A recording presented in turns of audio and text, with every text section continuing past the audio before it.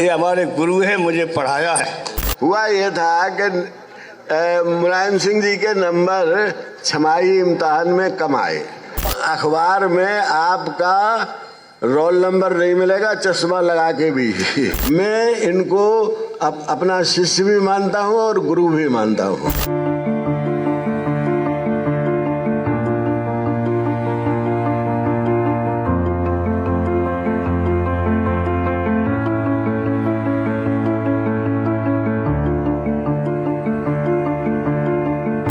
ये हमारे गुरु है, मुझे पढ़ाया है और इनसे मैंने बहुत सीखा है।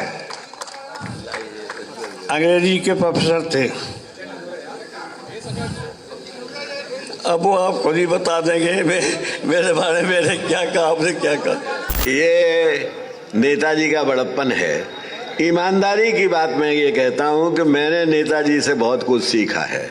मैं आपको बताऊँ कि जब मुझे नेताजी ने ही मुझे पहली बार एमपी बनाया तो नेताजी ने मुझसे एक बात कही थी और ये कहा था कि आप अंग्रेजी के अध्यापक हैं, अंग्रेजी पढ़ाते रहे हैं, संसद में अंग्रेजी मत बोलना।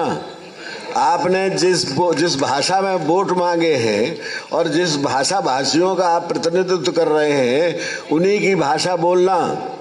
पहली बात इन्होंने हमको ये सिखाई। और दूसरी बात, उस समय तक मैं कोट पैंट पहनता था, सूट पहनता था। नेताजी ने कहा कि जनता के बीच में काम करना है तो जनता की ड्रेस पहननी है आपको।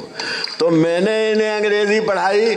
बाद में हम दोनों ने मिलकर अंग्रेजी का विरोध किया और ये कहा कि अंग्रेजी हिंदुस्तान की भाषाओं के पीछे एक भाषा हो सकती है लेकिन वो हमारी भाषाओं का नेतृत्व तो नहीं कर सकती। मैं इनको अपना शिष्य भी मानता हूँ और गुरु भी मानता हूँ। हमारे हाफ अली में इंग्लिश के नंबर कम आए तो उन्होंने क्या टिप्पणी करी, मैंने आगे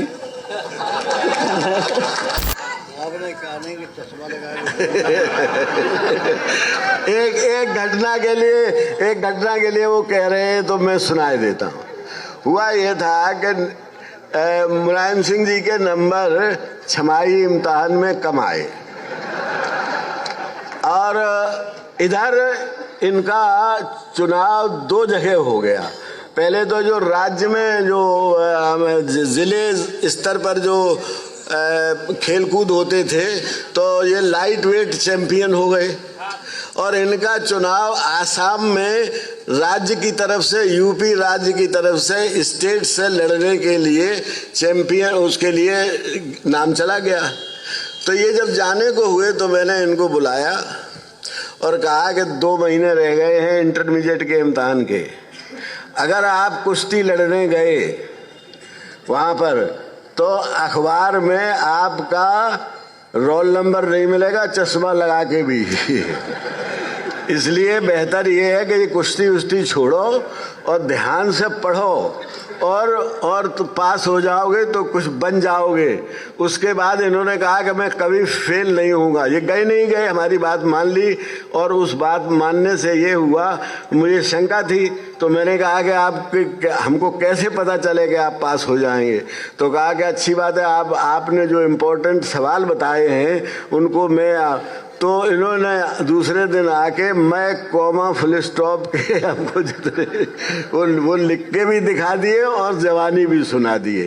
तो मैंने कहा कि आपका मस्तिष्क बहुत तेज है, आप जो चीज़ याद करना चाहते हैं वो आपको बहुत जल्दी याद हो जाती है, आप ज़रूर पास होंगे।